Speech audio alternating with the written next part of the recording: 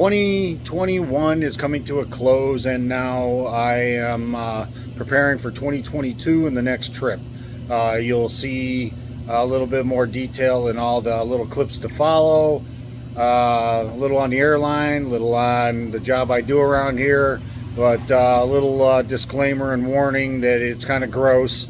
You may kind of either want to stop or fast forward when you see some of the what I have to wallow through, but hey, it's a living. But yeah, hopefully it'll be informative. I'm going to go over a little more of what Thailand is expecting as far as what may be required coming up for tourism. Well, this is the staging area for each of my trips, and it's a little bit of a mess right now, and I got to go ahead and I got to get new paper on my checklist boards for my next trip, because as of February 2nd of 22, I am going to be traveling back to Thailand. This time, instead of healing up for surgery, which the hand is doing pretty good, I'm going to be heading for vacation just to relax and get away for a month. So I'm going to start doing some videos of... Before I get started with anything else, let me go ahead and I'm going to give you an idea of the flights that... some of the things that happened to me on flights with guitar in the past and some of the future. Just a little disclaimer here: I do not speak for guitar. I'm giving you an idea of my experience I have. I'm throwing on numbers, estimations, and etc. You'll have to go ahead and look into things for your own travel. I think you'll find it will be similar to my experiences. I've been encouraged to do more videos by some co-workers, and kind of chastised at the same time. But as I said earlier, I am making another trip to Thailand. This time I guess it shouldn't be as bad as far as traveling. There shouldn't be as many hoops, because they have announced as of November 1st they're not going to require a quarantine in order to get into Thailand, if you've been vaccinated, of course. So I'm going to go ahead and probably do a short couple of videos before I leave. Got a few months. Once again, I will be flying Qatar Airlines. I purchased my ticket recently. They were actually a little less expensive than they were the last time. Just to give you an idea, I mean, consider the fact that when you fly is going to depend on your price. I was looking up tickets, maybe trying to go around Christmas, and it's, not to try to make it sound bad to fly the airline, but they were talking like $3,000 one way, $7,000 back. It was about $10,000 to fly around that time. It was, there's just no way I'm pulling that. But for the times I wanted to go, affordable. I mean, it's expensive. If you can afford it and you want to travel comfortably and you want to enjoy the travel along with getting to your destination, Qatar is a good airline. Imagine you could shop around, but just to give you an idea, I'd have to say at this time, I'm going to be very, very careful. I don't want to deal in politics or world issues or anything like this, but you want to consider, one airline I flew went through Taiwan. I don't believe it'd be a good idea to be traveling through Taiwan at this point. So Qatar is a country in the Persian Gulf. I believe, right now, they are a developed country now, pretty established. I believe it's one of the safer places to travel through. I'm hoping for the best. One thing now that's different with Qatar is, if you were to go with them, I go through a travel agent, but I guess the booking is pretty similar. They have different classifications of your booking.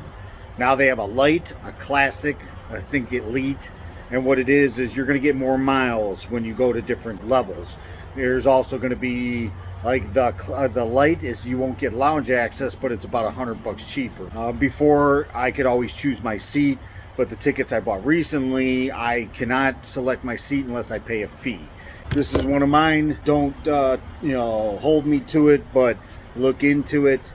But I believe, I talked to the travel agent, And what they're offering now is, I believe, a week before your departure.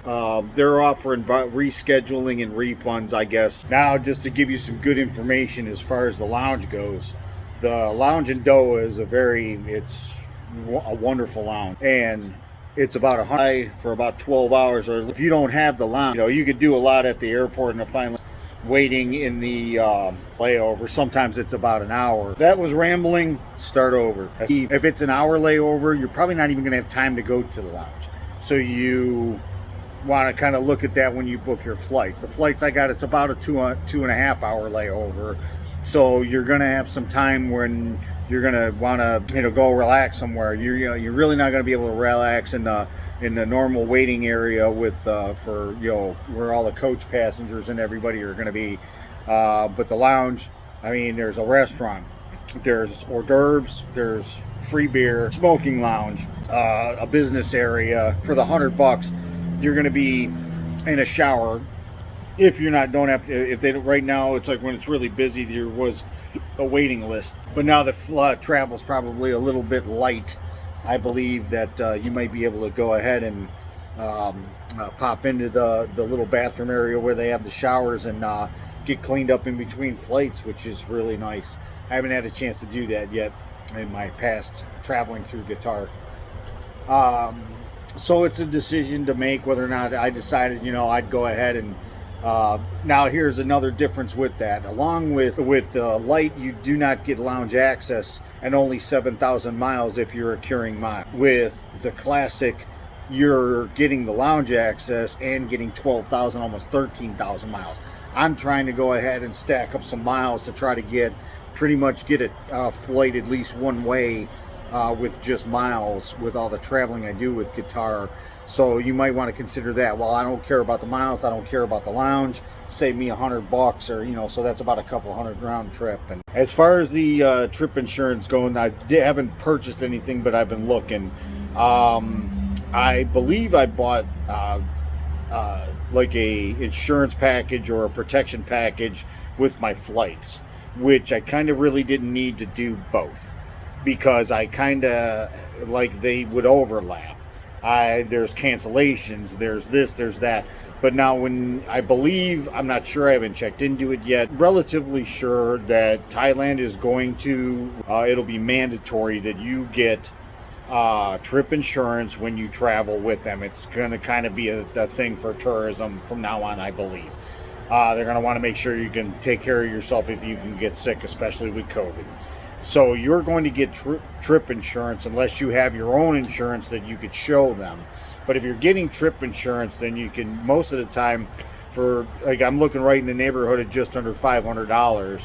That's going to take care of any medical problems you have, medical evacuation, terrorism, cancellations. I'm also going to add in, like, to cancel for any reason, that'll give me 75% of my cost back, which basically says a week before I go, 3 days before I go, I don't want to go, I'll get my money back. And like I said, another thing, going back to the disclaimer, this is the experience that I'm having. You need to make sure that that's what you're getting, but it says cancel for any reason. I'm saying any reason. It also has rental coverage, but now the last rental car that I got in Thailand, I could not drop their rental coverage. They wouldn't allow me to do that. So I had two coverages. I'm going to probably not get the rental coverage this time, because most likely anywhere I rent a car in Thailand, I'm going to have to get their insurance. I believe it's $100,000 in COVID coverage is their minimum they would like. I mean, they're talking, they'll give you $250,000 medical coverage. They'll give you $1 million evacuation, and it's just really up there. But some of them can go up to $600-700 per trip. So as far as I'm going to shop a little, try to save a little bit of money here. One cigar for this clip. Well, before I get to the gross part, that's probably going to be the ending of this video. I mentioned in some of the past clips the travel agent that I go through, and with his permission, he said I can go ahead and mention him here in this video. So I want to go ahead and put a recommendation out for the company is called Skylux, and the person I deal with is a very nice gentleman named Ranger Fletcher. I've worked with him several times. He gives me about, gets a pretty good deal. I've been happy with the service that I got there, and like I said, highly recommend you give him a shot. Like I said, but this isn't for. I don't believe they do coach bookings or anything. It's more like business and first class bookings. If you'd like, go ahead and let them know that you saw this recommendation on my video here with Fix 66 Thai style. All right, a little bit of setup for the clips you're about to see. I just figured it'd be a good idea to maybe start putting in a little bit here and there of the things I do. I work for a sewer department in Northeast Ohio here, and what I had to do was there's devices that read water level, and this particular one is roughly 200 feet underground, and when the device gets blocked, it just reads a maximum level of water, so it needed to be unblocked. So this is me having to shovel some unpleasant things to get to them first of all, and then the process of unblocking said device. Enjoy. There you go. Doing crap like this for guys like him is how I can afford to go to Thailand. So say hi, Brian. Get your ass to work.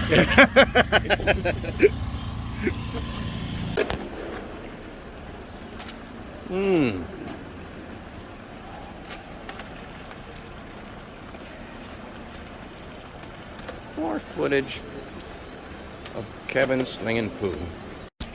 Let's get some more. I wonder if there's something is in that 90 and it just can't come out. Yep, it could be.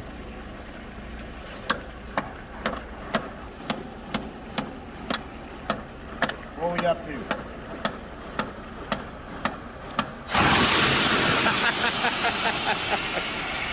Did you get a face full? No. Rather quickly. That's because Kevin's a genius and he fixed it with a hammer.